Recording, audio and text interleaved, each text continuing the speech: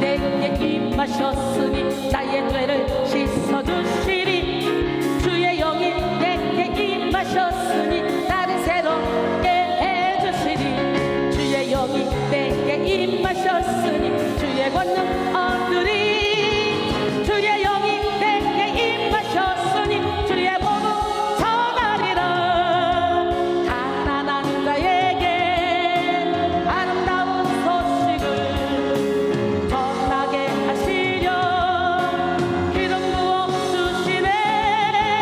마음이 상한 자 고치며 범법된 자에게 자유를, 갇힌 자에게 또 힘을 선포하겠네.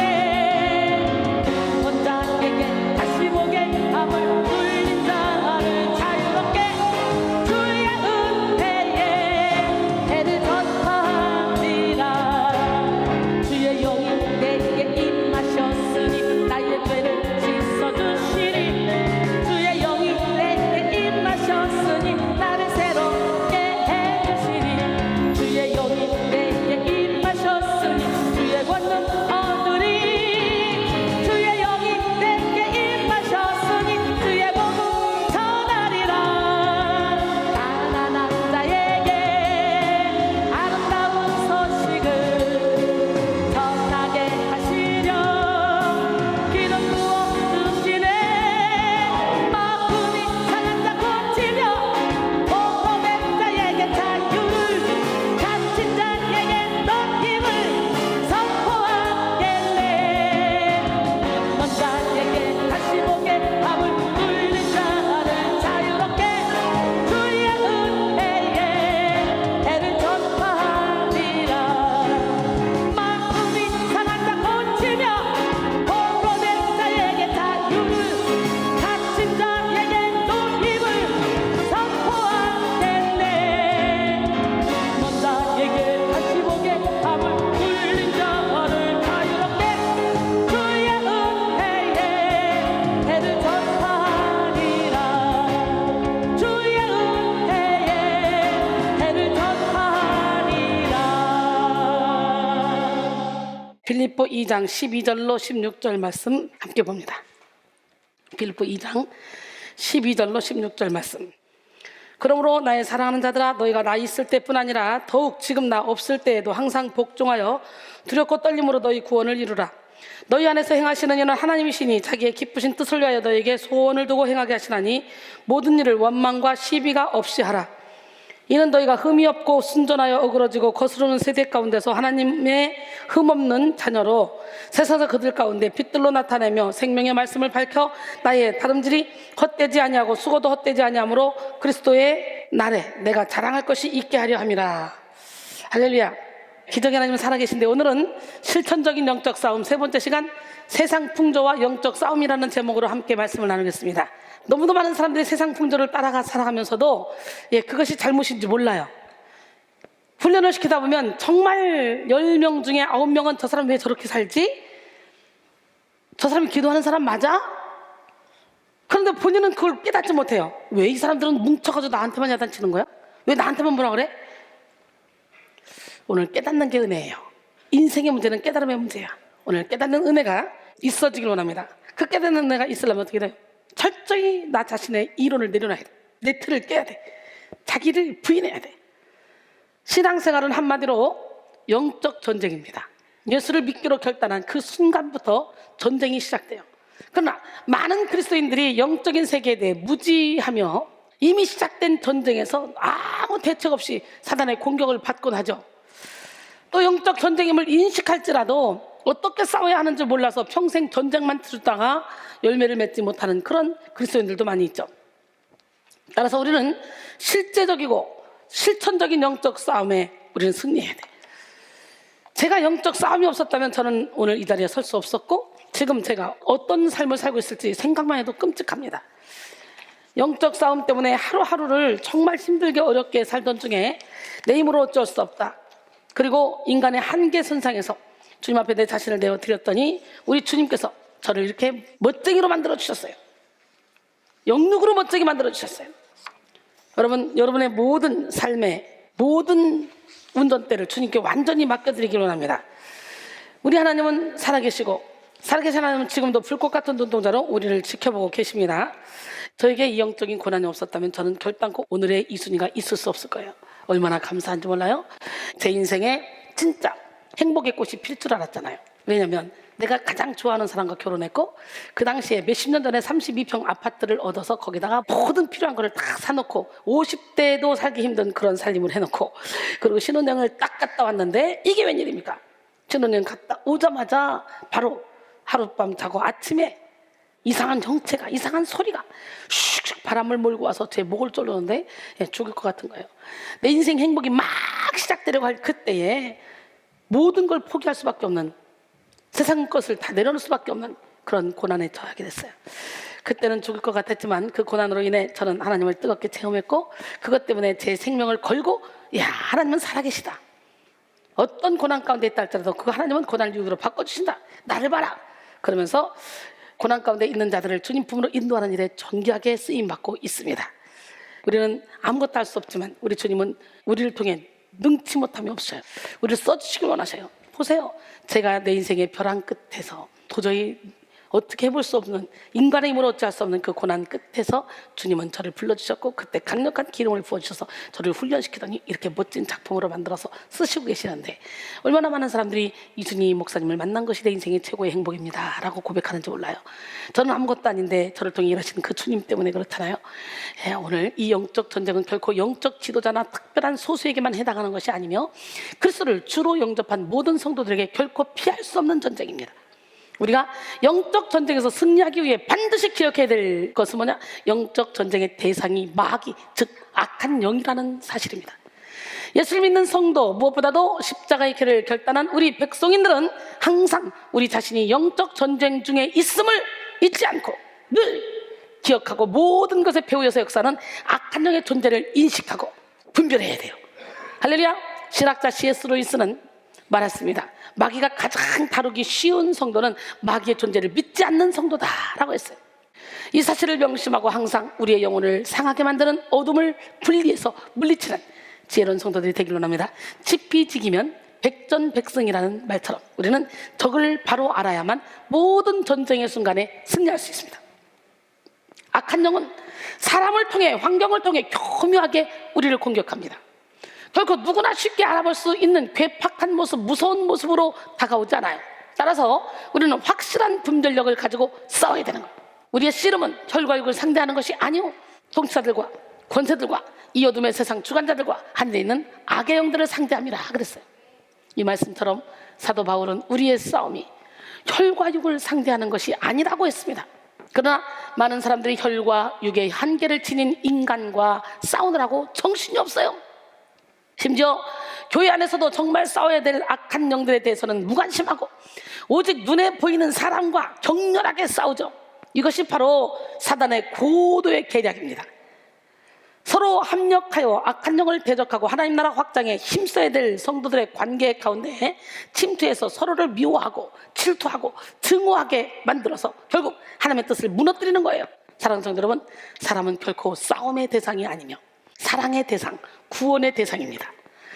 사랑하는 백성인들 모두가 주 안에서 사랑으로 하나 되어 하나님께서 우리에게 맡기신 귀한 사명과 비전을 멋지게 감당하시기를 바랍니다. 영적 전쟁을 치르는 우리가 기억해야 될 중요한 또 다른 사실은 이 전쟁의 주체가 나 자신이 아니라는 거예요. 구약 성경에는 이스라엘의 전쟁 가운데 하나님께서 직접 개입하셔서 승리케 하는 이야기들이 많이 나오는데요, 하나님은 그 전쟁 가운데 이렇게 말씀하셨어요. 역대하 20장 15절에 야하시엘이 이르되 온 유다와 예루살렘 주민과 여호사밧 왕이여 들을지어다. 여호와께서 이같이 너에게 말씀하시기를 너희는 이 큰 무리로 말미암아 두려워하지 말라, 놀라지 말라. 이 전쟁은 너희에게 속한 것이 아니요 하나님께 속한 것이라. 전쟁은 하나님께 속한 거야. 우리에게 속한 게 아니에요. 내 안에 있는 전쟁도 나에게 속한 게 아니에요. 우리 하나님이 들어오실 때만 끝나는 거예요. 이 전쟁이. 우리 하나님 어떻게 들어와? 내가 자아를 죽이고 마음문을 활짝 열어야 되겠지. 볼자다 내가 문 밖에 서서 문을 두드리니 누구든지 내 음성을 듣고 문을 열면 내가 그에게로 들어가 그와 더불어 먹고 그는 나와 더불어 먹으리라 그랬어요. 할렐루야. 사무엘상 17장 46절 50절 오늘 여호와께서 너를 내 손에 넘기시리니 내가 너를 쳐서 내 목을 베고 블레셋 군대의 시체를 오늘 공중에 새와 땅의 들짐승에게 주어 온 땅으로 이스라엘에 하나님이 계신 줄 알게 하겠고 또 여호와의 구원하심이 칼과 창에 있지 아니함을 이 무리에게 알게 하리라. 전쟁은 여호와께 속한 것인즉 그가 너희를 우리 손에 넘기시리라. 블레셋 사람이 일어나 다윗에게로 마주 가까이 올 때에 다윗이 블레셋 사람을 향하여 빨리 달리며 손을 주머니에 넣어 돌을 가지고 물매로 던져 블레셋 사람의 이마를 치매 돌이 그의 이마에 박히니 땅에 엎드러지느니라. 다윗이 이같이 물매와 돌로 블레셋 사람을 이기고 그를 쳐 죽였으나 자기 손에는 칼이 없었더라.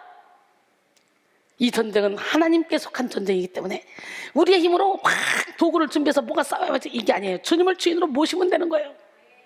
말씀이 육신되어서 오신 주님을 주인으로 모시면 되는 거예요. 우리가 싸우는 이 전쟁은 하나님께 속한 전쟁이므로 오직 하나님의 방법과 하나님의 능력으로만 이길 수 있는 전쟁입니다. 영적 전쟁을 치르는 성도들 중에는 도저히 자신을 이길 수 없다며 충도에 하차하여 스스로 휴전을 선포하는 경우도 있는데요. 이처럼 영적 전쟁이 치열해질 때 우리는 내 힘과 내 방법을 내려놓고 이미 승리하신 예수 그리스도를 믿음으로 바라봐야 돼. 히브리서 12장 2절에 믿음의 주여 또 온전케 하신 이인 예수를 바라보자. 그는 그 앞에 있는 기쁨을 위하여 십자가를 참으사 부끄러움을 개의치 아니하시더니 하나님 보좌 우편에 앉으셨느니라. 할렐루야. 요한복음 16장 33절에 이것을 너희에게 이루는 것은 너희로 내 안에서 평안을 누리게 하려 함이라. 세상에서는 너희가 환난을 당하나 담대하라. 내가 세상을 이겼노라. 할렐루야. 세상을 이긴 이김은 뭡니까? 우리의 믿음이에요. 요한일서 5장 4절 5절 무릇 하나님께로부터 난 자마다 세상을 이기느니라. 세상을 이기는 승리는 이것이니 우리의 믿음이니라.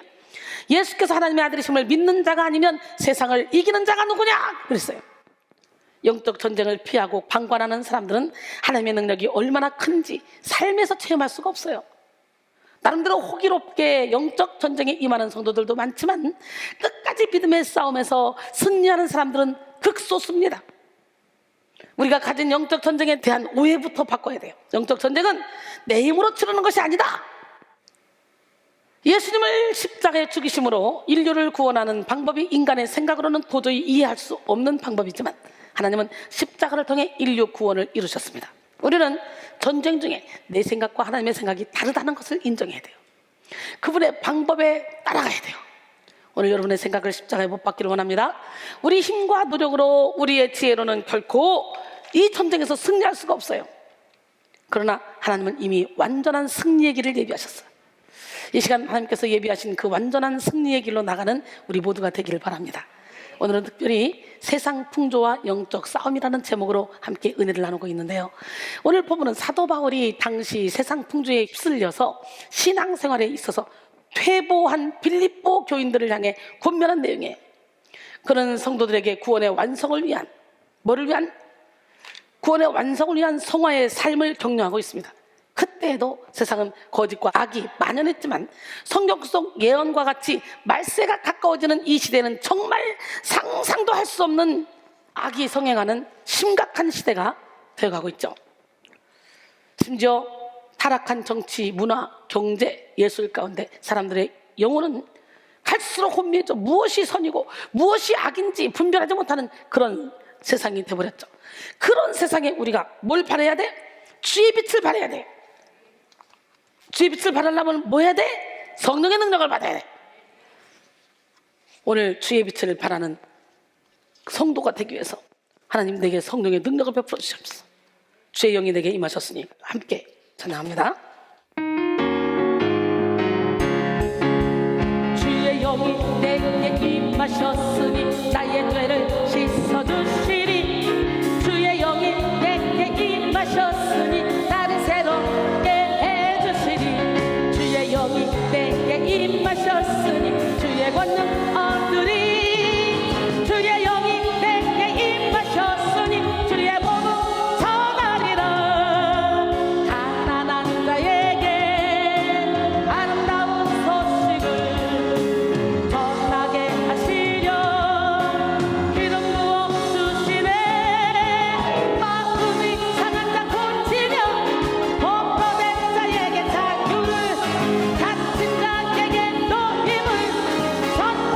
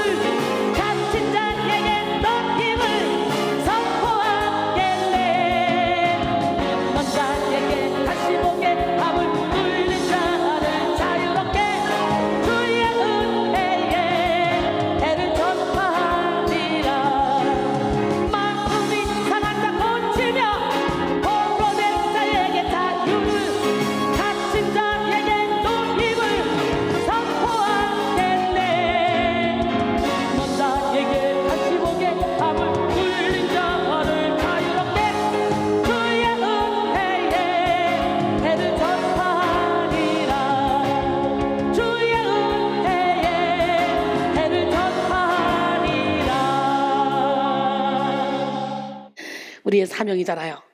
이 코로나 기간에도 날마다 예배를 드리면서 10보 전절에서 1보 후퇴하여 열심히 여러분의 영성을 갈고 닦고 있으면서 하나님이 내게 주신 그 재능과 달란트를 개발해서 하나님께 멋지게 쓰임받기를 원합니다.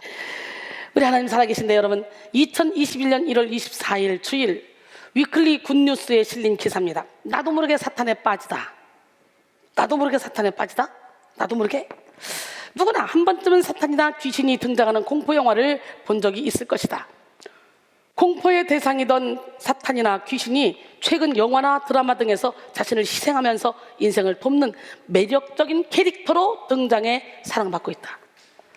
소재의 다양성도 좋지만 자칫 선과 악의 경계가 모호해질 수 있어 우려하는 목소리가 커지고 있다.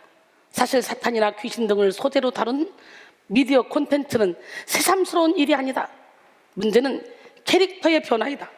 사탄이나 귀신 등이 인간을 파멸하고 선과 대립하는 존재에서 인간을 돕고 공감을 불러일으키는 매력적인 캐릭터로 변해 대중에게 사랑받고 있다. 최근 넷플릭스에서 방영된 한 미국 드라마의 주인공은 지긋지긋한 지옥 생활을 청산하고 세상으로 내려온 루시퍼다. 극중 루시퍼는 미녀 형사와 함께 범죄 사건을 해결하고 사랑에도 빠진다. 급기야 소중한 사람들을 지키기 위해 지옥으로 돌아가는 루시퍼는 그동안의 사탄 이미지와는 분명 다르다. 국내에서도 최근 몇 년 새 민담이나 샤머니즘을 재해석한 드라마와 영화가 인기를 얻고 있다. 특히 작품 속 주인공들은 귀신이지만 정체성의 혼란을 겪고 결국엔 악과 대립하여 승리한다는 공통점을 보인다. 미디어로 친숙해진 사탄이나 귀신 등의 캐릭터는 게임이나 만화, 의류, 브랜드까지 영역을 넓히고 있다.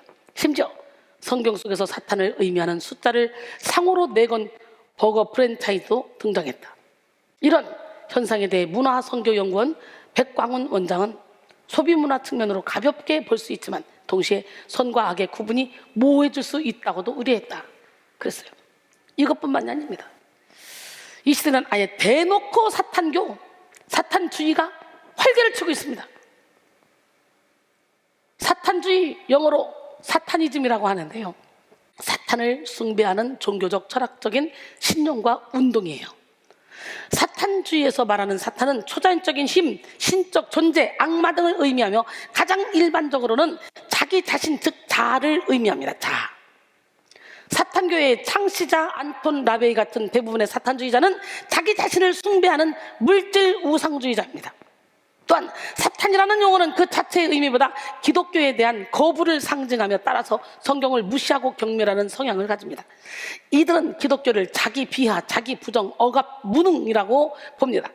이들의 가치관과 핵심 신앙과 철학은 무신론에 기초합니다. 무신론. 이들의 핵심 가치관을 정리하자면 개인주의, 쾌락주의, 세속주의, 자기중심주의, 자신의 신격화, 우상화입니다. 이런 사탄주의의 대표 인물로 미국의 유명한 가수이자 배우인 레이디 가가를 들 수가 있어요. 한국에도 왔었잖아요. 레이디 가가의 공연에는 한 여자가 여러 남자와 성행위를 하고 동성간 성행위, 용으로 표현되는 사탄과의 성행위 장면들이 연출됩니다. 또한 공연 도중에 인육을 먹는 퍼포먼스와 함께 피를 온몸에 뿌리고 자살하는 퍼포먼스를 연출하고 사탄에게 제사를 하며 제단에서 흐르는 피를 받아 관객들의 손에 묻혀준다고 합니다. 그런 이런 공연의 영감을 포르노와 잔인하게 살인하는 슬래시 영화를 보면서 얻는다고 스스로 밝혔어요. 한 외신은 레이디 가가가 런던 인터컨티넨탈 호텔에 머물렀을 때 귀신으로부터 자신을 보호하기 위해 악마 숭배 의식의 일환으로 욕조에 피를 가득 채워놓고 목욕을 했다고 그래요.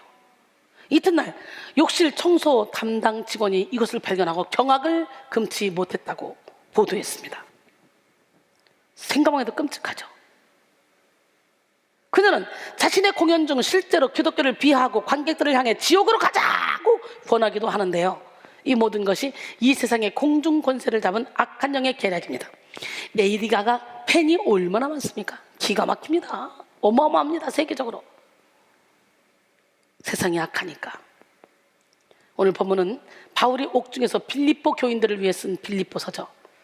특별히 오늘 본문에서는 두렵고 떨림으로 구원을 이루라고 말하고 있는데요, 필립보 교회는 바울을 통해 처음 복음을 접한 이후에 지속적으로 바울과 친밀한 교제를 이룬 교회입니다.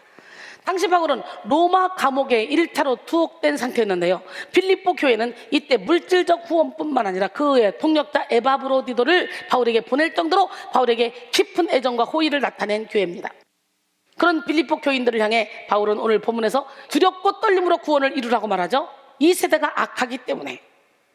앞서 말씀드린 이 사탄 교회의 설립자인 앤톤 라베이는 나는 기독교인 부모들이 자녀들을 1년 중 적어도 하루는 악마를 예배하도록 내버려 두는 것이 기쁘다, 할로윈에 오신 것을 환영한다 라고 했습니다.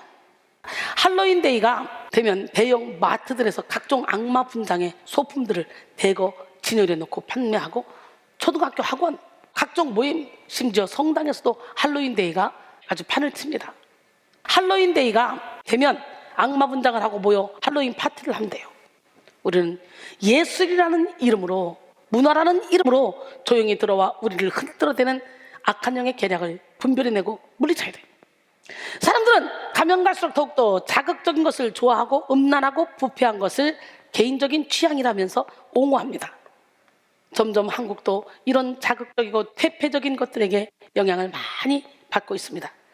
자극적인 것은 계속 접하면 접할수록 내성이 생기기 때문에 더 큰 자극을 원하게 됩니다.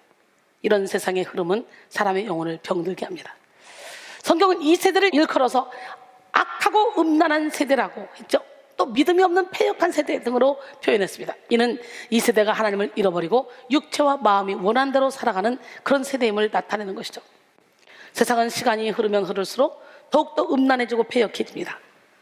기독교 변증학자이자 작가인 조시 맥도웰은 매일 25억 개의 포르노 이메일이 발송되며 어린이들 중 47%가 포르노 관련 이메일을 스팸으로 받고 10억 개 이상의 포르노 사이트가 한 번의 클릭으로 접속이 가능하며 처음 포르노를 접하는 평균 나이는 9살이다.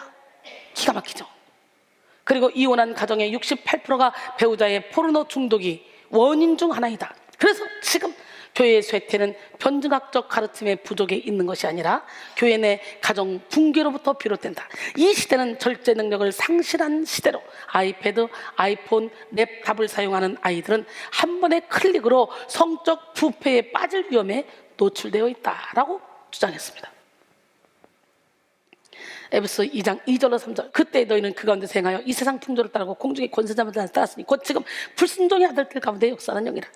전에는 우리도 다 그 가운데서 우리 육체의 욕심을 따라 지내며 육체와 마음이 원하는 것을 하여 다른 이들과 같이 본질상 진노의 자녀였으나, 우리는 본질상 진노의 자녀였어요.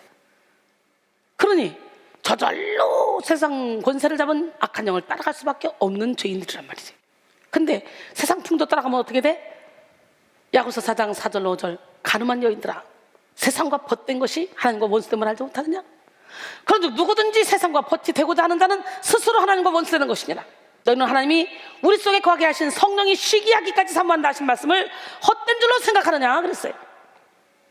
특히 오늘 본문 15절에서는 이 세대를 어그러지고 거스르는 세대라고 명시합니다.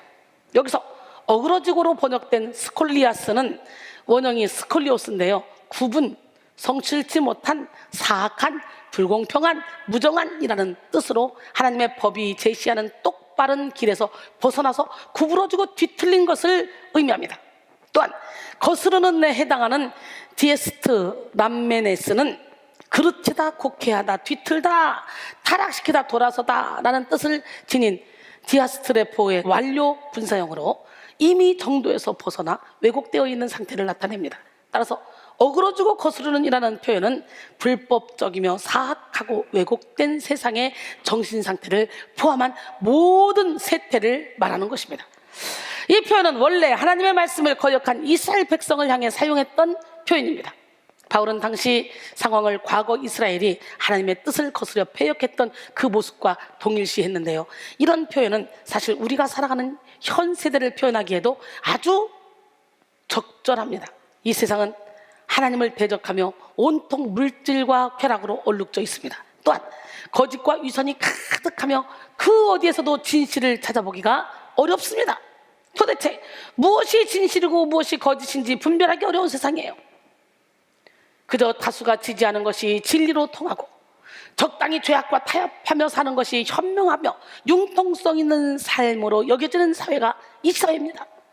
이런 거짓이 난무한 사회, 이런 사회 가운데 타협하지 않고 거짓과 악에 저항하는 것은 오히려 비웃음과 조롱을 받을 수 있어요. 그러나 주님은 우리에게 말씀하십니다. 철저히 세상이 환영하지 않는 좁은 문으로 들어가라고. 마태복음 7장 13절로 14절, 좁은 문으로 들어가라. 멸망으로 인도하는 문은 크고 그 길이 넓어 그리로 들어가는 자가 많고 생명으로 인도하는 문은 좁고 길이 협착하여 찾는 자가 적음이라. 할렐루야. 좁은 문이란 이 세대의 풍조를 따르지 않고 오직 진리만을 따르는 길입니다. 하나님은 당신의 자녀들에게 철저히 세상과 구별된 거룩한 삶을 원하십니다. 베드로전서 1장 15절로 16절, 오직 너희를 부르신 거룩한 이처럼 너희도 모든 행실에 거룩한 자가 되라. 기록되었으되 내가 거룩하니 너희도 거룩할지어다 하셨느니라. 할렐루야. 우리는 이 어그러지고 거스르는 세상 풍조와 영적 전쟁에서 승리하기 위해 무엇보다 흠없고 순전한 믿음을 가져야 돼요. 본문 15절입니다. 이는 너희가 흠이 없고 순전하여 어그러지고 거스르는 세대 가운데서 하나님의 흠없는 자녀로 세상에서 그들 가운데 빛들로 나타내며, 여기서 흠이 없고로 번역된 아멘프토이의 원형 아멘프토스는 책망할 것이 없는 이라는 뜻으로 하나님이나 사람들로부터 비판이나 비난을 받을 것 없는 이라는 뜻입니다. 이는 구약에서 하나님께 바치는 제물의 요건을 나타낼 때 쓰인 단어이기도 하죠. 또한 순전으로 번역된 아케라이오의 원형 아케라이오스는 혼합되지 않은, 불순물이 섞이지 않은, 나무랄 데 없는, 교활하지 않은 이런 의미를 갖고 있어요. 이는 원래 포도주에 물을 섞거나 금속에 불순물이 섞인 경우처럼 이물질이 섞이지 않은 것을 나타내는 단어죠. 본문에서는 그 의미가 더 확대되어 순결하고 깨끗한, 윤리적 용어로 사용됐어요. 순결하고 깨끗한. 우리 이렇게 생각합시다. 할렐루야. 예, 이렇게 살면요 360일 행복해요. 나 자신을 속이지 마세요. 선한 양심을 가지고 선한 누룩이 되세요. 하나님이 사용하는 사람은 겉으로 보기에 화려한 이력을 가진 그런 스펙 좋은 실력자가 아니에요. 세상적으로 볼 때 내세울 것 없는 미련한 자일지라도 하나님의 손에 붙들린 깨끗한 그릇을 통해 하나님은 일하십니다. 할렐루야. 능한 자, 문벌 좋은 자, 많이 배운 자 원치 않아요. 하나님은 순종하는 자를 만들어 쓰셔. 디모데후서 2장 20절로 21절, 큰 집에는 금그릇과 은그릇뿐 아니라 나무그릇과 질그릇도 있어 귀하게 쓰는 것도 있고 천하게 쓰는 것도 있나니 그러므로 누구든지 이런 것에서 자기를 깨끗하게 하면 귀 쓰는 그릇이 되어 거룩하고 주인의 쓰심에 합당하며 모든 선한 일에 준비함이 되리라. 할렐루야. 우리 기독교인의 사명은 예수의 생명을 가지고 썩어가고 병들어가는 이 악한 세상을 변화시키는 거예요. 그러나 세상을 변화시키기는커녕 오히려 세상과 타협하며 세상의 지탄을 받고 있는 실정이잖아요. 지금 이때 우리가 빛을 발해야 되는 거예요. 세상 사람들은 기독교인들이 좀 더 융통성 있게 타협하기를 원하면서도 막상 타협하는 그리스도인들을 보면 진정한 그리스도인이 아니다, 진정한 기독교인이 아니다 지탄합니다. 그럼 뭘 어떻게 해야 될까요? 그 사이에서 기독교인들이 제대로 분별할 수 있는 영적인 실력이 있어야 되겠지. A.W. 토저의 세상과 충돌하라에 나오는 글입니다. 그리스도인들이여 무릎 꿇고 세상을 흉내내지 말라. 적당히 타협하며 편하게 살고 있는가?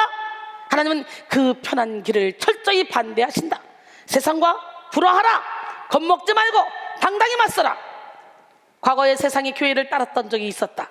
교회가 주도권을 쥐고 앞장서 나갔으며 세상은 교회를 뒤따랐다. 하지만 지금은 전혀 반대이다. 지금은 교회가 무릎을 꿇고 세상을 흉내내고 있다. 과거의 교회는 어린 양의 아름답고 혈색 좋은 신부였으나 지금의 교회는 쪼글쪼글한 늙은 거린 같다.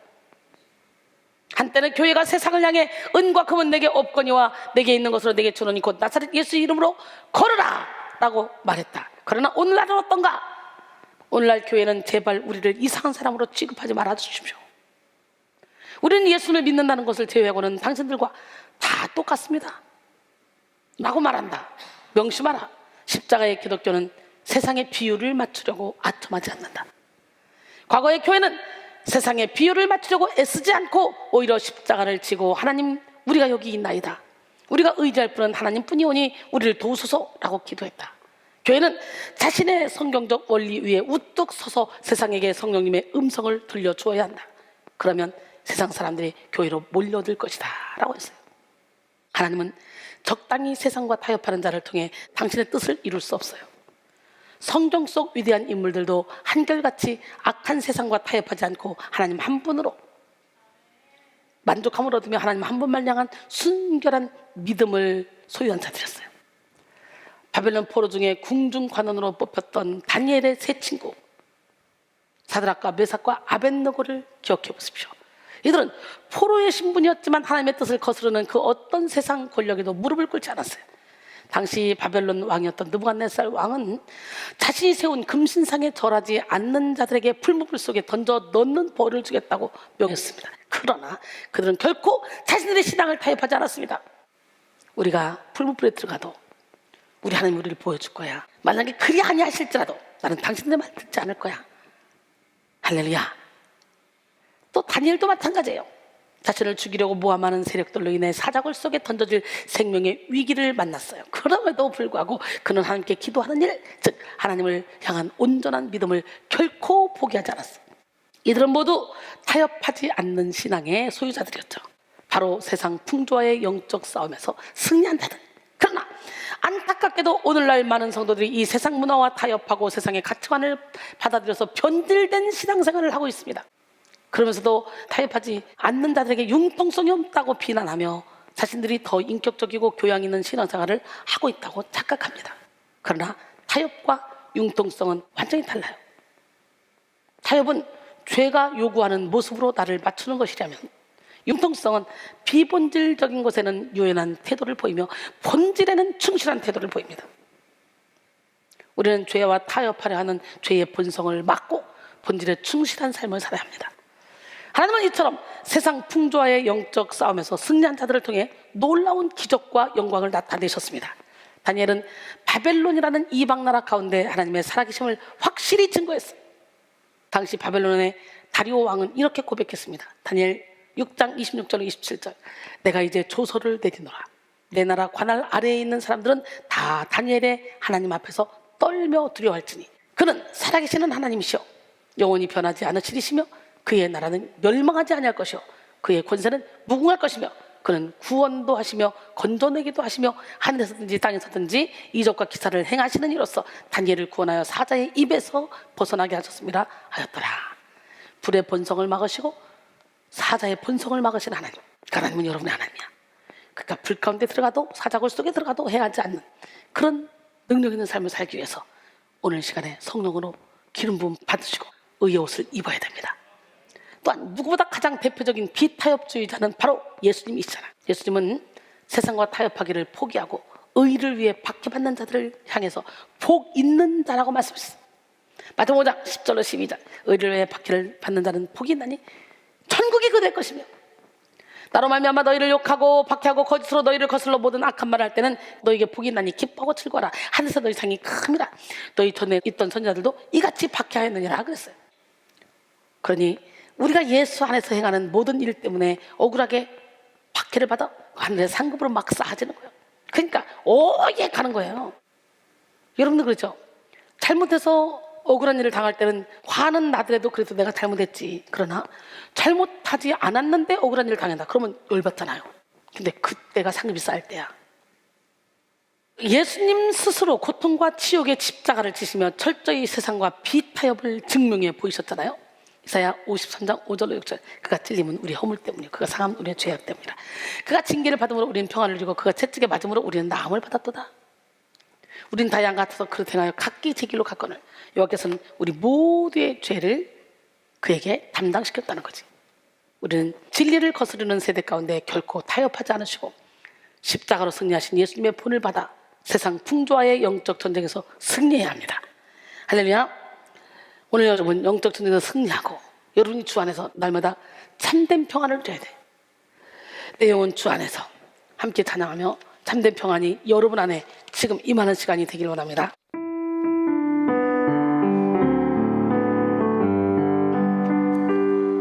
내 영혼 주 안에서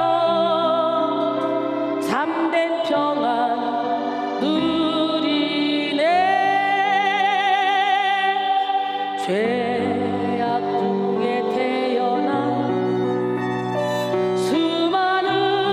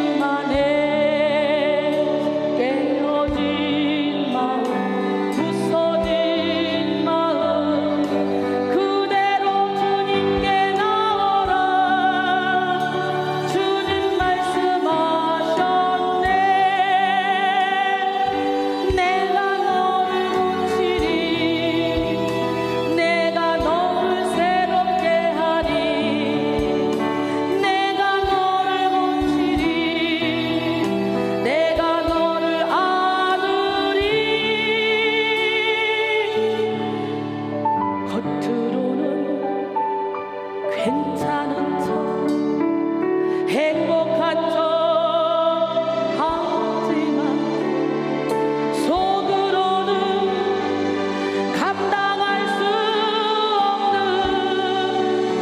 슬픔과 외로움과 시름 안에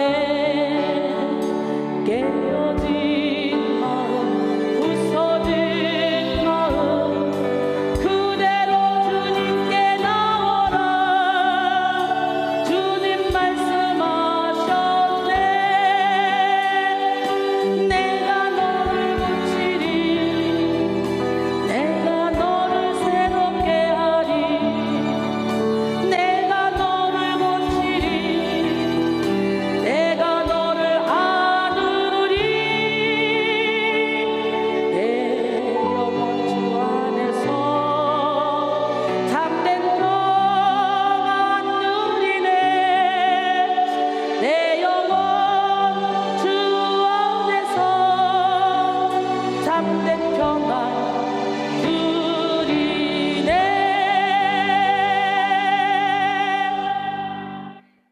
할렐루야. 진정으로 여러분의 영혼이 참된 평안 누리기 위해서는 변해야 돼요. 로마서 12장 2절에 너희는 이 세대를 본받지 말고 오직 마음을 새롭게 함으로 변화를 받아 하나님의 선하시고 기뻐하시고 온전하신 뜻이 무엇인지 분별하도록 하라 그랬어요. 우리는 이 말씀과 같이 악한 세대를 결코 본받아서는 안 됩니다. 교묘하게 신자들의 심령 속에 파고들어와 하나님의 뜻을 망치는 악한 영의 관계를 분별하여 철저히 물리치는 지혜로운 성도들이 다 되기를 원합니다. 그래서 우리는 이 악한 세대 가운데 더 강력한 하나님의 빛을 발해야 돼요. 할렐루야. 그렇다면 이제 우리가 싸워야 될 대표적인 세 가지 세상 풍조에 대해서 말씀을 나누기를 원합니다. 먼저 우리는 자아중심의 세상 풍조와 싸워야 돼. 자아중심주의란 자기 자신을 사물의 중심이라고 정의하고 세상의 사물을 해석하는 일을 뜻합니다. 즉, 이 자아중심이란 우리가 살아가는 시대의 대표적인 풍조임과 동시에 사단주의의 핵심적 특징인데요. 기독교는 이런 자아중심적 자기사랑을 죄의 근본으로 여깁니다. 악한 영은 끊임없이 우리의 자아를 부추겨 하나님을 대적하며 하나님의 뜻을 거스르게 하죠. 따라서 예수님은 당신의 제자가 되기 원하는 자들에게 자기를 부인하라고 가장 먼저 권면하십니다. 마가복음 8장 34절로 35절 무리와 제자들을 불러 이르시되 누구든지 나를 따라오려거든 자기를 부인하고 자기 십자가를 지고 나를 따를 것이니라 그랬어요. 누구든지 자기 목숨을 구원코자 하면 잃을 것이요 누구든지 나와 복음을 위하여 자기 목숨을 잃으면 구원하리라. 할렐루야. 현대인들은 눈부시게 발전한 문명 가운데 과거에 비해 참으로 풍요로운 삶을 살아가고 있습니다. 그러나 오히려 풍요 속에서도 감사를 모르고 만족을 모르며 오히려 더 큰 결핍 속에 내면이 병든 자들이 참으로 많이 있습니다. 사탄은 이기적인 자기 우상을 통해 끊임없이 남과 비교하게 만들고 감사를 잃어버리게 만들어요. 팀 켈러 목사의 말을 빌리자면 이기적인 자기 우상은 관계를 도구화시키고 공동체를 무너뜨린대요. 자기를 만족시키기 위해 관계를 이용하고 공동체의 이익보다 자신의 성취를 더 중요하게 생각하죠. 과거에는 자기 희생에서 자신의 정체성을 찾았다면 현대 시대에는 자기 주장으로 자기의 정체성을 찾으려고 합니다. 개인의 꿈과 갈망이 곧 자신이고 자존감을 얻기 위해 스스로 존엄성을 부여하며 공동체가 반대할지라도 이를 무릅쓰고 자신의 꿈과 갈망을 주장하죠.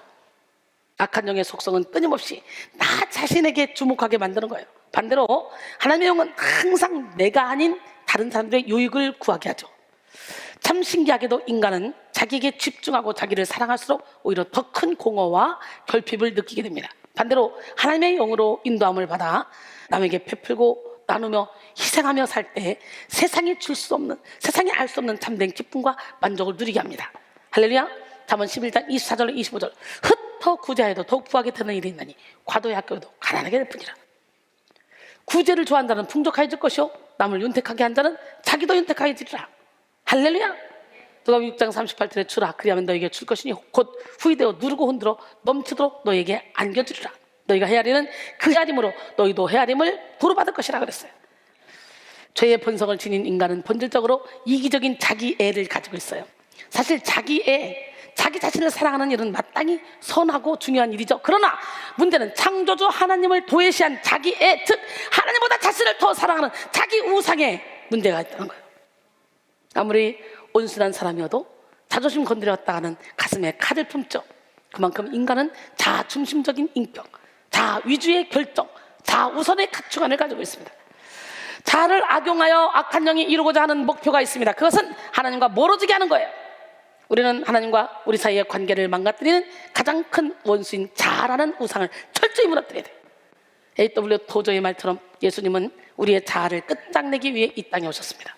예수님 뭐라고요? 우리의 자아를 끝장내기 위해 오셨다니까. 토저가 그렇게 말했대. 우리를 죽이려고 오셨다니까. 우리가 죽어야 예수님 우리 안에 사시니까. 물론 자아를 깨뜨리고 죽이는 작업은 결코 만만치 않습니다. 철저히 나 자신에 대해서 절망하는 시간을 가져야 돼. 말씀의 빛을 받고 따릅니다. 하나님이여, 나를 살피사 내 마음을 하시며 나를 시험하사 내 뜻을 아옵소서. 내게 무슨 악한 행위가 있나 보시고 나를 영원한 길로 인도하소서. 이 고백이 여러분의 고백이 되기를 원합니다. 사도 바울이 제가 맨날 하는 얘기입니다. 내적 치유다 보니까 그 말씀이 항상 인용이 돼요. 내가 전에 율법을 깨닫지 못할 때는 내가 살았어. 근데 계명의 이름에 죄가 살아나고 난 죽었대. 말씀의 거울에 비춰보니까 내 안에 죄가 벌떡 일어나. 전에는 그게 죄인지도 몰랐어. 그때부터 자기 안에 두 가지 법이 싸우는 거예요. 로마서 7장 21절로 24절. 그러므로 내가 한 법을 깨달았노니 곧 선을 행하기 원하는 나에게 악이 함께 있는 것이로다. 내 속사람으로는 하나님의 법을 즐거워하되 내 지체 속에서 한 다른 법이 내 마음의 법과 싸워 내 지체 속에 있는 죄의 법으로 나를 사로잡는 것을 보는도다. 오라, 나는 곤고한 사람이로다. 이 사망의 몸에서 누가 나를 건져내랴 그랬어요. 결국 성령께 우리 자신을 내어 맡기며 말씀을 붙들고 우리 자신과의 싸움을 싸워 나갈 때 마침내 주님께서 약속하신 영적인 승리를 취할 수 있습니다. 사도 바울 역시 아주 치열한 내면의 전투를 통과한 이후에 놀라운 영적 승리의 계가를 부르게 됐죠. 로마서 8장 1절로 2절. 그러므로 이제 그리스도 예수 안에 있는 자에게는 결코 정죄함이 없나니 이는 그리스도 예수 안에 있는 생명의 성령의 법이 죄와 사망의 법에서 너를 해방하였습니다. 할렐루야. 누가 우리를 그리스도의 사랑에서 끊어? 환난이나 공고나 박해나 기근이나 적시나 위험이나 칼이나 사망이나 생명이나 천사들이나 권사들 현재나 장래나 능력이나 높이나 깊이나 다른 어떤 표정을도 우리 주 그리스도 예수 안에 있는 하나님의 사랑에서 끊을 수 없다 그러잖아. 오늘 이 말씀대로 우리가 살아야 돼요. 저는 그렇게 살고 있습니다. 자아 중심의 세상 풍조와 싸워서 승리하여 어떤 상황 가운데서 나는 죽고 예수로 사는 기적의 주인공들이 되기로 합니다. 할렐루야. 갈라디아서 2장 20절에 내가 그리스도와 함께 십자가에 못 박혔나니 그런즉 이제는 내가 사는 것이 아니요 오직 내 안에 그리스도께서 사시는 것이다. 이제 내가 육체 가운데 사는 것은 나를 사랑하사 나를 위하여 자기 자신을 버리신 하나님의 아들을 믿는 믿음 안에서 사는 것이라 그랬어요. 사도 바울과 같이 자아와의 싸움에서 완전히 승리하여 내면으로부터 흘러나오는 예수의 기쁨과 평안과 생명으로 이 세상을 변화시키는 여러분 모두가 되기를 합니다. 예, 진짜 감사하게도 하나님 안에 있으면요 아무것도 없는 자 같으나 모든 걸 가진 자가 되는 거예요. 고린도서 6장 8절로 10절. 우리는 속인 자 같으나 참되고 무명한 자 같으나 유명한 자요 죽은 자 같으나 보라 우리가 살아있고 징계를 받는 자 같으나 죽임을 당하지 않냐고 근심한 자 같으나 항상 기뻐하고 가난한 자 같으나 많은 사람을 부욕하고 아무것도 없는 자 같으나 모든 걸 가진 자예요. 예수 안에 있으면. 그 다음에 우리는 물질 중심의 세상 풍조와 싸워야 돼요. 우리가 살아가는 이 시대는 돈을 우상화하는 시대입니다. 수많은 현대인들이 물질을 성공의 상징으로 착각하며 가장 큰 인생의 목표로 삼고 있죠. 많은 그리스도인들 역시 이러한 물질 중심의 세상 풍조에 사로잡혀 예수를 믿어도 부자가 되기 위해 믿고 이런 기복신앙을 가지고 있습니다. 그러나 우리는 이 물질이 우리 영혼에 아주 치명적인 독소와 같은 역할을 할 수 있다는 것을 기억해야 돼요. 디모데전서 6장 9절로 10절. 부하려 하는 자들은 시험과 올무와 여러 가지 어리석고 해로운 욕심에 떨어지나니 곧 사람으로 파멸과 멸망에 빠지게 하는 것이라. 돈을 사랑함이 일만하게 뿌리가 되나니 이것을 탐내는 자들은 미혹을 받아 믿음에서 떠나 많은 근심으로써 자기를 찔렀도다 그랬어요. 레슬리 플리는 돈은 우리의 관심이 어디에 있는지를 보여준다. 돈은 우리를 지배할 수도 있고 그것을 경배하는 위험에 빠지게도 한다. 돈은 우리의 가치관을 대표한다 라고 했습니다. 악한 영은 우리의 마음을 만몬신에 빠지도록 미혹하여 물질의 노예가 되게 만듭니다. 그렇다면 우리는 어떻게 하면 돈의 유혹에 빠지지 않을 수 있을까요? 존 웨슬리의 물질관을 통해 그 비결을 배울 수 있습니다. 돈을 많이 벌 수 있는 사람은 돈을 벌 만큼 다 벌어서 할 수 있는 만큼 다 저축해 놓고 나누어 줄 수 있는 만큼 다 나누어 주면 되는 거예요. 열심히 벌어서 열심히 나눠 주라는 거예요. 게으르게 살지 말고. 돈이 많아지면 많아질수록 하나님의 은혜 안에서 더 많이 성장할 것이고 하늘에 더 많은 보화를 쌓아놓게 될 것이다. 선한 일을 하되 모든 방법을 동원해서 하되 최대로 할 수 있는 만큼 해야 한다. 모든 사람에게 우리가 할 수 있는 마지막 때까지 최선을 다하며 살아야 한다 라고 했어요, 웨슬리가. 그렇습니다. 돈은 오직 남을 위해 베풀 때만 그 가치가 빛이 나는 거예요. 돈에 대한 작자 미상의 7가지 명언이 있습니다. 돈으로 침대는 살 수 있으나 돈으로 잠은 살 수가 없다. 돈으로 음식은 살 수 있으나 돈으로 식욕은 살 수 없다. 돈으로 건물을 살 수 있으나 돈으로 행복한 가정은 살 수 없다. 돈으로 약은 살 수 있으나 돈으로 건강은 살 수 없다. 돈으로 쾌락은 살 수 있으나 돈으로 행복은 살 수 없다. 돈으로 황금의 놀이개는 살 수 있으나 돈으로 예수 그리스도를 살 수는 없다. 그렇습니다. 이 세상에는 결코 돈으로는 살 수 없는 가치 있는 것들이 참 많이 있습니다. 무엇보다 영원한 생명, 구원, 마음의 천국 하나님 예수 그리스도는 결코 돈으로 살 수 없는 거예요. 우리는 돈의 원래 주인 되시는 하나님만을 주인으로 모시고 우리에게 주어진 크고 작은 물질을 오직 하나님의 영광을 위해 사용하는 삶을 살아야 될 줄 믿습니다. 우리 하나님은 이 시간에도 불꽃 같은 눈동자로 여러분을 지켜보고 계십니다. 믿으십니까? 네, 반기문 사무총장이 송년 연설로 인용해서 유명해진 이 반무어 헤드 목사님의 우리 시대의 역설이라는 글 중 일부입니다. 건물은 높아졌지만 인격은 작아졌고 도로는 넓어졌지만 시야는 좁아졌다. 소비는 많아졌지만 기쁨은 줄어들었고 집은 커졌지만 가족은 적어졌다. 생활은 편리해졌지만 시간은 부족하고 가진 것은 몇 배가 되었지만 소중한 가치는 줄어들었다. 학력은 높아졌지만 상식은 부족하고 지식은 많아졌지만 판단력은 모자란다. 전문가들은 늘어났지만 문제는 많아졌고 약은 많아졌지만 건강은 나빠졌다. 돈을 버는 법은 배웠지만 나누는 법은 잊어버렸다. 달에 갔다 왔지만 길 건너 이웃을 만나기는 힘들어졌다. 우주를 향해 나가지만 우리 안의 세계는 잃어버렸다. 공기 정화기로 공기는 정화되었지만 영혼은 오염되었다. 세계 평화를 이야기하지만 마음의 평화는 줄어들었다. 그렇죠. 이 세상이 그렇잖아요. 여러분, 우리는 하나님과 세상, 하나님과 재물 겸하여 섬길 수 없어요. 그러기에 우리는 어떻게 돼요? 고린도전서 10장 31절에 그런즉 너희가 먹든지 마시든지 무엇을 하든지 다 하나님의 영광을 위하여 하라. 할렐루야.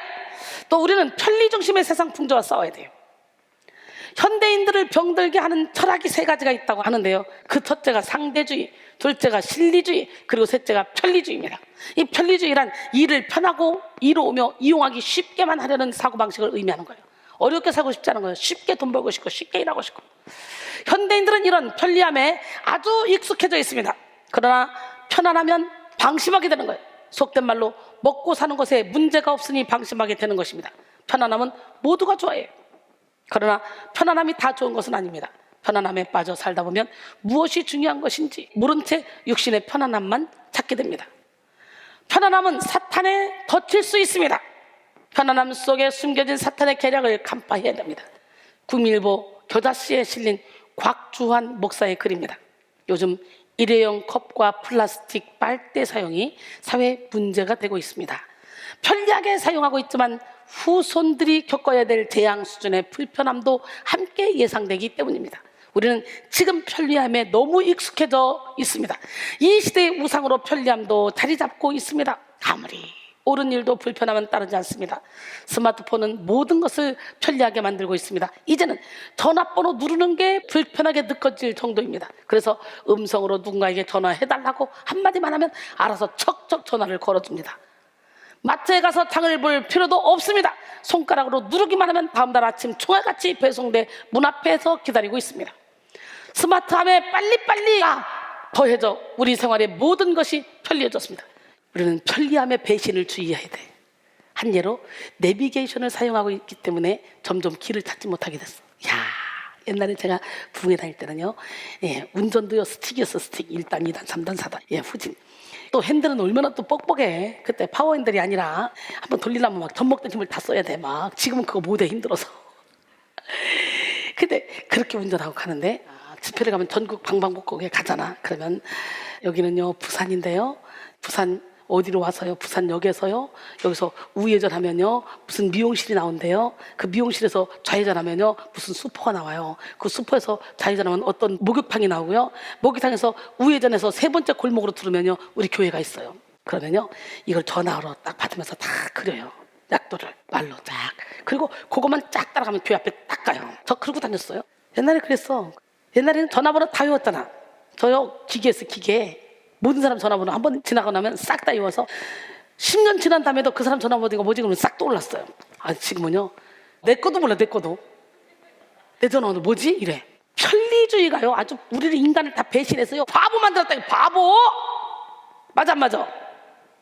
편리함은 양의 탈을 쓴 늑대처럼 변신할 수 있습니다. 이제 우리는 자발적으로 불편함을 연습해야 돼. 일회용 컵 사용을 자제해야 한다는 뉴스는 편리함의 배신이 시작된 징조입니다. 더불어 신앙적 편리함 때문에 우리는 영적으로 퇴보할 수 있음도 기억해야 됩니다. 우리는 편리 중심의 세상 풍조로 인한 신앙의 편리주의를 철저히 경계해야 합니다. 그렇지 않으면 조지 바나가 말하는 주전자 속의 개구리처럼 아무런 영적 감각과 의식 없이 살아가는 삶 속에서 한순간 세속화되어 영원한 생명에서 떨어질 수가 있다는 거죠. 예수님은 결코 편리주의를 선택하지 않으셨어요. 탄생부터 그 높은 보좌를 버리시고 마구간까지 태어나셨죠. 편안하지 않은 곳, 가장 비천하고 낮은 그곳으로 내려와 우리로 하여금 겸손함의 본이 되어주셨습니다. 또한 머리둘 곳 없는 나그네 삶을 사시며 편리주의가 아닌 하나님의 뜻대로 순종하는 삶의 본을 보이셨고 십자가의 사명 앞에 자신을 완전히 복종시켰습니다. 예수님은 충분히 편하게 사실 수 있는 특권을 가진 분이셨지만 결코 편리한 삶, 안일한 삶을 선택하지 않으셨습니다. 이 땅에서의 편안함만 추구하는 사람은 결국 영적 싸움을 포기할 수밖에 없어요. 영적 싸움은 대충 싸워도 되는 그런 싸움이 아니에요. 피 흘리기까지, 죽기까지 싸워야 돼요. 자아를 내려놓는 것은 그냥 대충 내려놓는다고 해서 내려놓지는 게 아니에요. 철저히 나의 이론, 내 계산을 다 내려놔야 돼요. 그러니까 이렇게 행복한데. 사람은 변할 수 없다 그러지만 변합니다. 저는 제가 제 자신을 보면서 야, 네가 어떻게 이렇게 변했냐?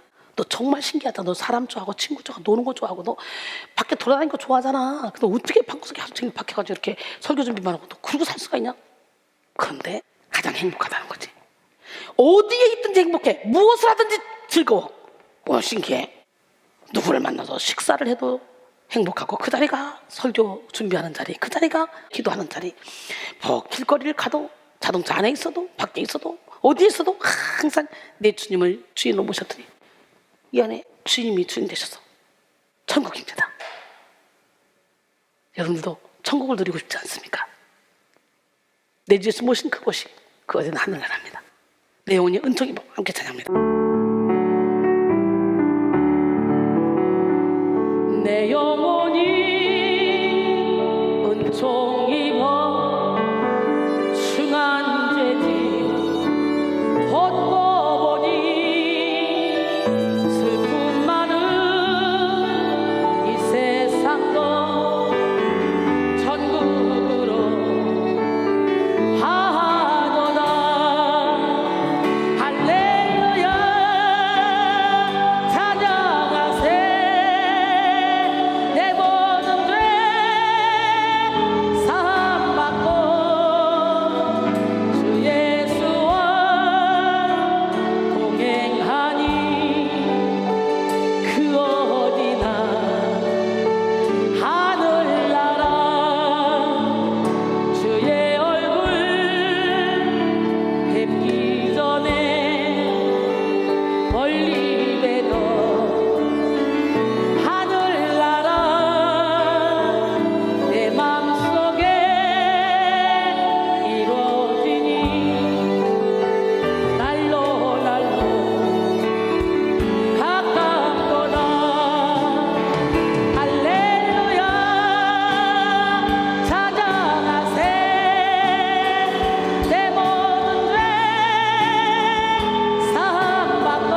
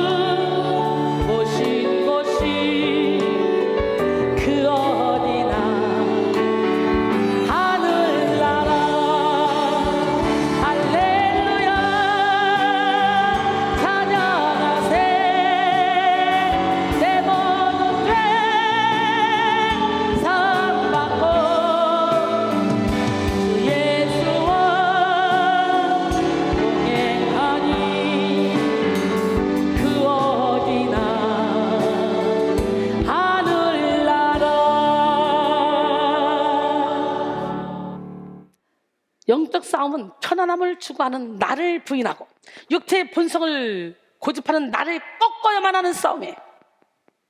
내 시간, 내 물질, 내 재능, 내 노력, 내 생명까지도 아끼지 않아야 승리를 거둘 수 있는 싸움입니다. 한마디로 나를 완전히 버려야 이길 수 있는 싸움이라는 거예요. 버리면 순식간에 끝나, 그 싸움이. 그런데요, 나를 버리고 영적 싸움에서 승리할 때 우리가 포기한 것보다도 훨씬 많이 채워주시는, 갚아주시는 좋으신 하나님을 만나게 되는 거예요. 우리가 예수님의 삶을 닮아가기 위해서는 많은 시간이 필요합니다. 많은 훈련과 연단이 필요합니다. 예수를 닮아가는 삶이란 전기 스위치를 켜면 켜지고 끄면 꺼지는 것이 아니에요. 컴퓨터 화면처럼 누르면 금방 나타났다가 사라지는 것도 아니에요. 그저 오랜 시간 동안 많은 훈련과 연단을 통해 변화되어야 되는 거예요. 나도 모르는 사이에 싹이 나고 이삭이 나고 열매가 맺혀질 때까지. 그래서 우리는 편의주의를 경계해야 합니다. 에베소 4장 13절로 15절, 우리가 다 하나님의 아들을 믿는 것과 아는 일에 하나가 되어 온전한 사람을 이루어 그리스도의 장성한 분량이 충만한 데까지 이르리니, 이는 우리가 이제부터 어린아이가 되지 아니하여 사람의 속임수와 간사한 유혹에 빠져 온갖 교훈의 풍조에 밀려 요동하지 않게 하려 함이라. 오직 사랑 안에서 참된 것을 하여 범사에 그에게까지 자랄지라. 그는 머리니 곧 그리스도라. 할렐루야. 베드로후서 1장 4절로 7절, 이로써 그 보배로 그렇게 큰 약속을 우리에게 주사 이 약속으로 말미암아 너희가 정욕 때문에 세상에서 썩을 것을 피하여 신성한 성품에 참여하는 자가 되게 하려 하시느니라. 그러므로 너희가 더욱 힘써 너희 믿음의 덕의 지식을 지식의 절제의 인내를 인내의 경건의 형제의 의를 형제의 의에 사랑을 더하라. 이것도 만들어야 되겠다. 찬양.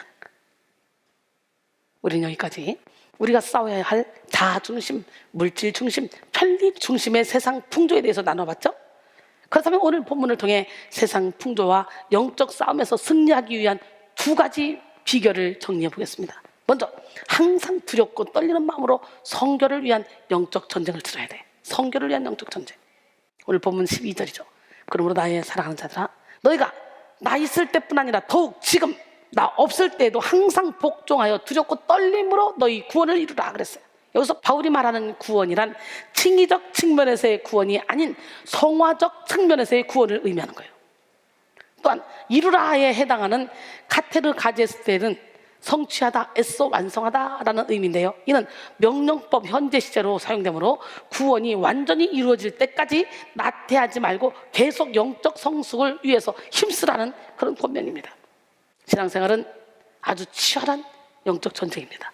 사탄은 이 악한 세상 풍조 가운데 우는 사자와 같이 성도들의 영혼을 공격하며 무너뜨리고자 합니다. 덴마크의 실존주의자인 기에르케고르는 하나님의 면전에서 살아가는 실존의 가장 큰 정서가 바로 두려움과 떨림이라고 말합니다.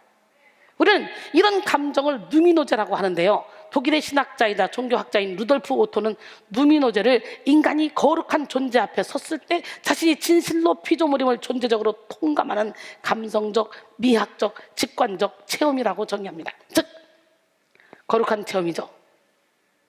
이 용어는 신의 행위, 영향력, 신비스러운 힘을 뜻하는 라틴어 누멘에서 파생된 이 누미노스에서 나온 말인데요, 무서운 신비 혹은 경외심을 불러 일으키는 전율적인 무서움, 압도적인 권위, 절대 타자로서의 신비를 의미합니다. 여기서 항상 복종하라, 이 말은 헬라어 원문을 살펴보면 너희가 항상 복종하였던 것처럼 이라는 뜻입니다. 과거에 복종하지 않았던 자들을 향해 하는 권면이 아니라 과거 그들이 복종하던 것을 말하고 있는 거예요. 누가 보든지 안 보든지 누미노제 안에서 살아가야 돼요. 하나님 앞에 두려움과 떨림의 누미노제를 느끼면서 구원을 이루어야 돼요. 하나님 앞에서의 삶을 삽시다.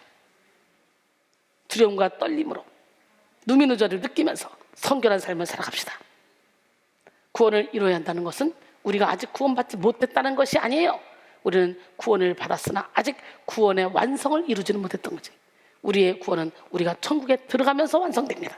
베드로전서 5장 8절로 9절, 근신하라 깨어라 너희 대적 마귀가 우는 사자같이 두드리며 삼킬 자를 찾나니 너희는 믿음을 굳건하게 하여 그를 대적하라. 이는 세상에 있는 너희 형제들도 동일한 고난을 당하는 줄 압니다 그랬어요. 우리가 예수를 믿는 순간 확실한 구원이 보장되지만 하나님께서 원하시는 성결에 이르기까지 성도들은 자기 자신을 부단히 정화시켜 나가야 됩니다. 무엇보다 말세가 가까우면 가까울수록 우리는 사탄이 주도하는 세상 풍속과의 싸움에서 승리하기 위해 두렵고 떨림으로 깨어 있어야 돼요. 두려움에 해당하는 포부의 원형 포보스는 경외, 존경 이런 의미를 지니며 또한 떨림에 해당하는 트모르의 원형 트모로스는 떨리는 경외심을 가지고 서 있는 것을 의미합니다.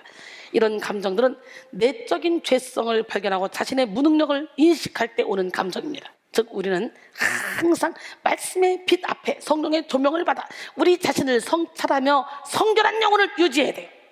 그리고 나태하거나 방심하지 말고 늘 영을 깨워 성령의 인도함을 받으며 살아야 합니다. 구원함을 이룰 때까지 영적 매너리즘을 조심하고 영적 긴장감을 늦추지 말고 둯대를 향해 달려나가야 됩니다. 무엇보다 우리는 이 악하고 거스르는 세대 가운데 빛을 발하기 위해 우리 내면 속에 하나님을 거스르는 어둠을 분별하고 물리쳐야 합니다. 사도 바울은 본문에서 우리 내면 가운데 있는 어둠의 마음을 원망과 시비로 표현했어요. 오늘 본문 14절에 모든 일을 원망과 시비가 없이 하라. 원망과 시비는 하나님을 불신하는 자에게 자연스럽게 따라오는 악한 열매입니다. 오늘 예수 이름으로 원망과 시비는 떠나갈지어다. 악한 열매는 떠나갈지어다. 원망으로 번역된 공기스모는 불평을 숨기고 수군거리다 라는 단어로 이스라엘 백성이 광야에서 하나님께 불순종하던 일을 나타낼 때 사용된 단어입니다. 모세오경에는 원망이라는 단어가 21번이나 기록되어 있는데요, 출애굽한 이스라엘 백성들은 시시때때로 원망을 하며 살았죠. 물이 없어서 원망, 고기가 없다고 원망, 마늘과 파가 없다고 원망 등등. 이들은 원망 바이러스를 서로 감염시키며 하나님을 기쁘시게 하지 못했어요. 민수기 11장 4절로 7절 그들 중에 섞여 사는 다른 인종들이 탐욕을 품에 이스라엘 자손도 다시 울며 이르되 누가 우리에게 고기를 주어 먹게 하냐. 우리가 애굽에 있을 때는 값없이 생선과 오이와 참외와 부추와 파와 마늘들을 먹은 것이 생각나거늘 이제는 우리의 기력이 다하여 이 만나 외에는 보이는 것이 아무것도 없도다 하니 만다는 가시와 같고 모양은 진주와 같은 것이라 그랬어요. 여러분, 그 만나가 얼마나 귀한 것입니까? 근데 하찮게 여기 광야에서 이 만나가 얼마나 귀한 건데 감사를 모르는 거예요. 결국 그 원망 때문에 하나님이 예비하신 가나안 땅의 축복을 받지 못했잖아요. 고린도전서 10장 10절에 그들 가운데 어떤 사람들이 원망하다가 멸망시키는 자에게 멸망하였나니 너희는 그들과 같이 원망하지 말라. 원망이 의지적 행위라면 시비는 지적 행위로서 하나님에 대한 지성적 반역과 하나님과의 말다툼을 포괄하는 말입니다. 이 세상 만사는 모두 하나님의 주권 아래에서 움직입니다. 원망과 시비는 이런 하나님의 주권과 섭리를 인정하지 않는 불신에서 나오는 거예요. 따라서 우리는 속에서 올라오는 원망과 시비를 가볍게 여겨서는 안 돼요. 영적 긴장감을 가지고 우리 내면의 모든 패역한 마음, 원망과 시비의 마음을 물리치고 날마다 더 깊은 성결의 삶을 향해 달려나가야 돼요. 할렐루야. 두 번째, 세상 풍조와 영적 싸움에서 승리하기 위해 나를 향하신 하나님의 소원에 초점을 맞춰 싸워야 됩니다. 사람에게는 각자 원하는 소원이 있어요. 그리고 그 소원을 이루기 위해 일평생 자기의 삶을 투자하기도 합니다. 그 소원을 이루기 위해 열정적인 삶을 살기도 하죠. 그리고 그 소원을 이룬 자는 성공했다고 말합니다. 그러나 그리스도인은 자기 소원을 위해 살아가는 존재가 아니에요. 우리는 하나님의 소원을 품고 하나님의 뜻을 이루기 위한 삶을 살아야 합니다. 육의 관점으로 보면 하나님의 소원을 위해 사는 것은 손해보는 삶처럼 느껴지죠. 그러나 사실 하나님의 소원을 이루는 자들은 전혀 부족함이 없는 삶을 살게 됩니다. 하나님이 하나님의 소원을 이루는 삶을 사는 자들의 모든 필요를 공급하시기 때문이에요. 빌립보 2장 13절 너희 안에서 행하시는 이는 하나님이시니 자기의 기쁘신 뜻을 위하여 너에게 소원을 두고 행하게 하시나니 그랬어요. 여기서 행하시는으로 번역된 에네르고는 에네르게오의 현재 분사형으로 지속적으로 행하고 있다는 사실을 나타냅니다.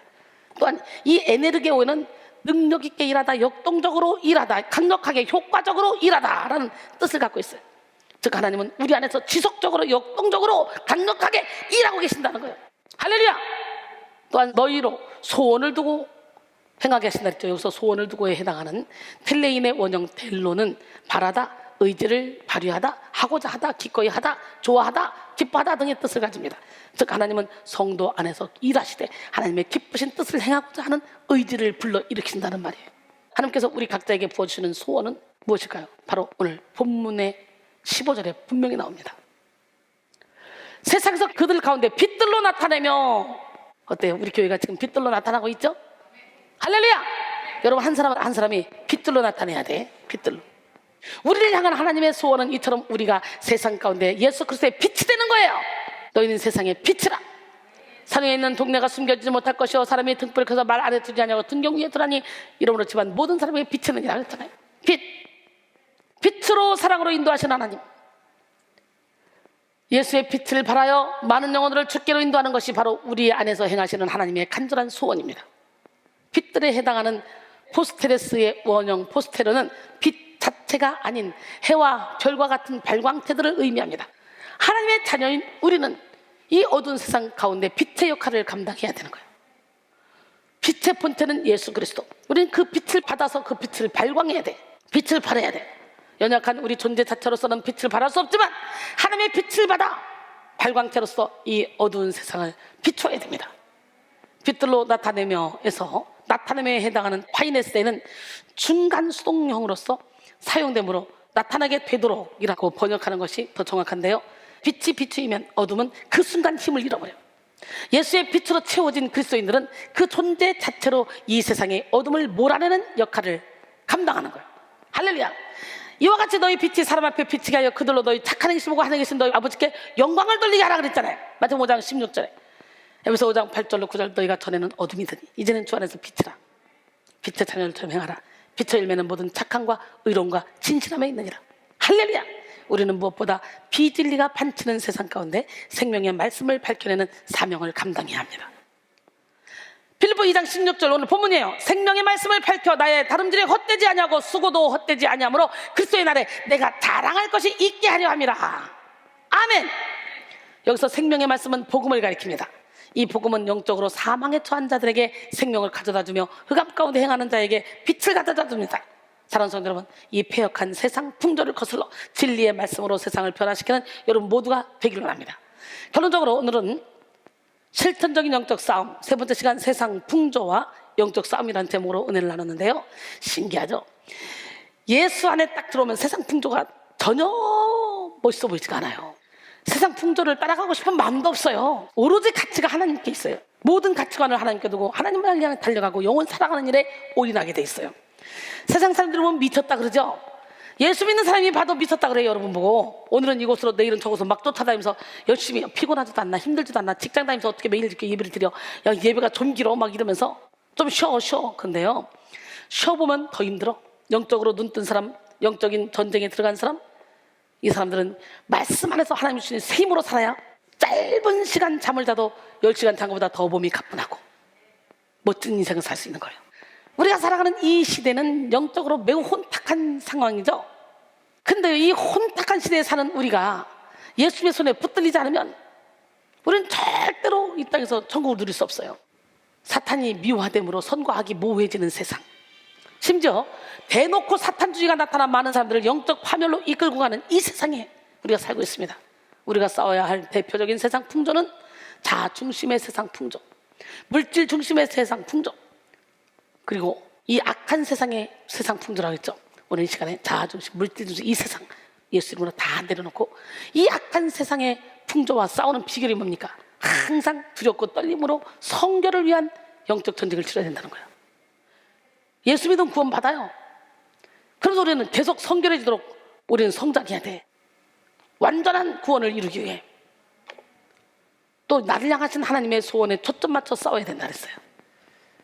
여러분 보통 사람 아니야. 김정, 나는 보통 사람 아니다. 나는 왕같은 제사장이다. 나는 거룩한 하나님의 나라다. 나는 하나님의 소유된 백성이다. 나는 하나님의 선전물이다.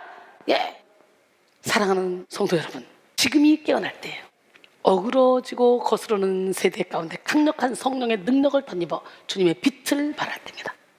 여러분 모두가 세상 풍조와의 영적 싸움에서 승리해서 빛을 발함으로 많은 영혼들을 주님께로 인도하기를 주님의 이름으로 축원합니다.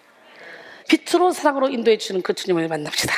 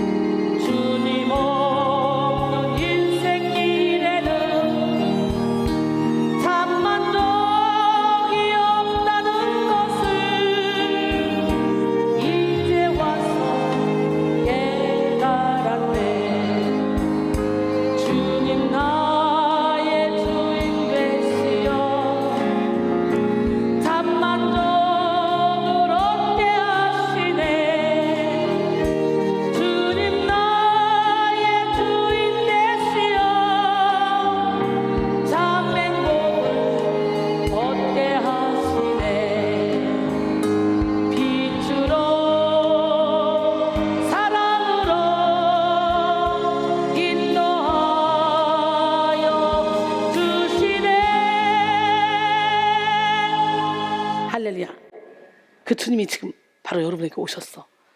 바로 지금이 주님 오신 날이야. 주님을 지금 모셔드려. 지금 마음문을 요마지 열었다면 확 열어봐. 온전히 주님께 내 인생의 온전을 맡겨봐. 주님 오신 날 뜨겁게 찬양하고 기도하겠습니다.